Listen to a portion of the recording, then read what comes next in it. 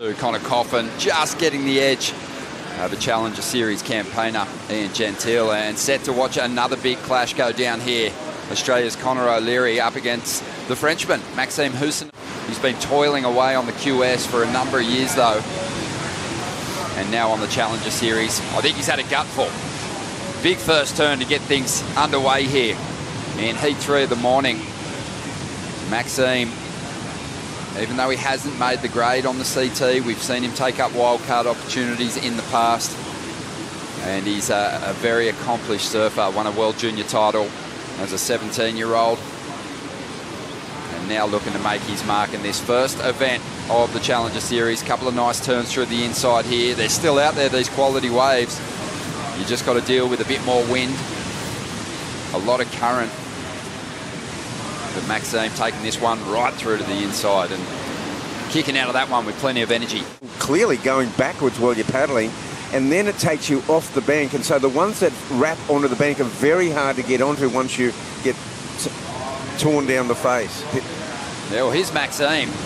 Off the ski, straight back into the zone. We saw Conor O'Leary there still fighting to hold his position on the outside, still hasn't had a ride.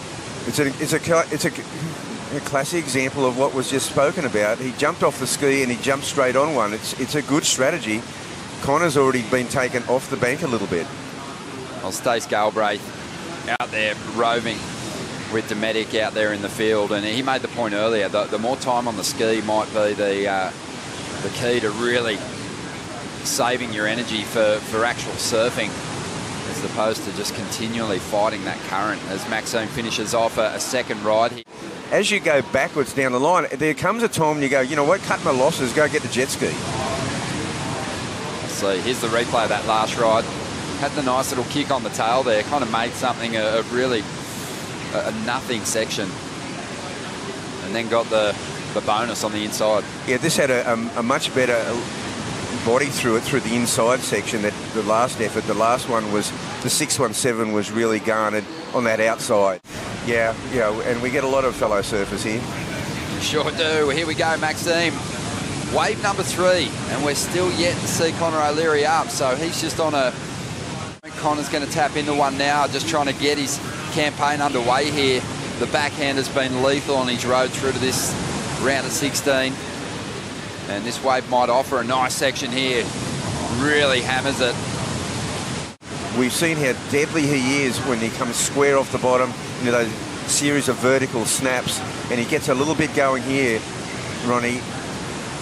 He's really perfectly executing what Mark Occhilupo was talking about yesterday.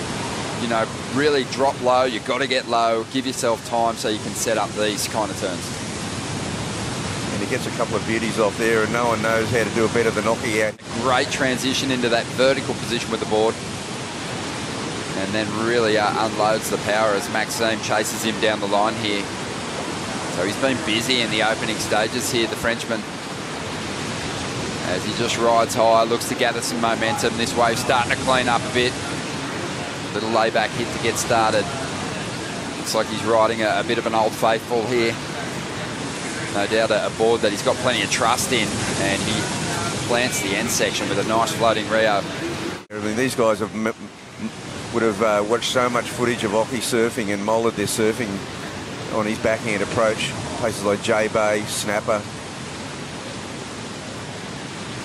This is an insider. He's really hoping this one really forms up as he goes over the double up here into Rainbow Bay. And he sticks with it, gets a couple of pretty good turns that lay back there.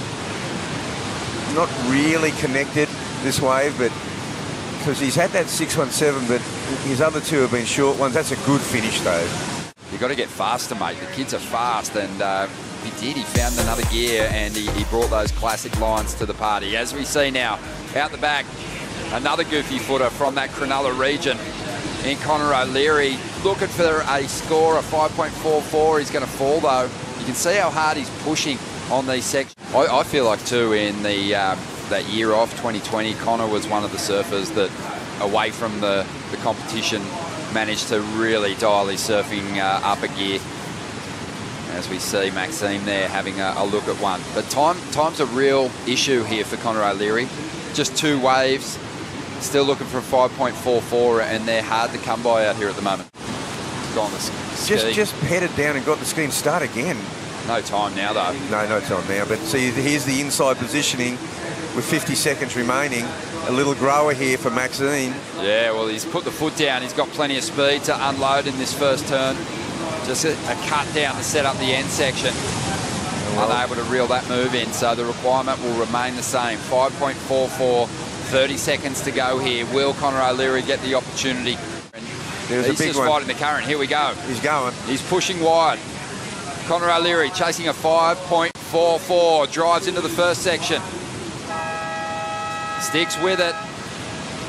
Begging this wave to cooperate and provide a steep wall down the line. Really needs to dig in here. There's a transition turn. Out onto that open face. Desperate surfing at the moment. Hasn't even had the chance to open up just yet. But the wave's going to hit the bank here on the inside. And Conor, we'll see if he's got the composure to keep these big turns under control. Nice hit there. Another little transition smash. And that's all he's going to get out of that ride. And the comparisons will be made to the 617 earlier on from Maxim. You've got to make the comparison to Conor's own 4.67, where he had a couple of pretty decent backhand hits. Yeah, he got caught on that first turn there, got caught up a bit. Nothing you really get. He just gets this. He sort of uses this to get around this section, but right here, again, just bogs it a little bit. So I don't think anything yet. And he's being patient. He knows it's got to hit the bank. And as we spoke, it's on the backhand. You need to be able to come off the bottom like this. There's a good crisp move, and here's another one. Just felt a little short, didn't it? Yep. You can see that Maxime has heard the result there. Conor O'Leary falling short on that last ride. Disappointment for him.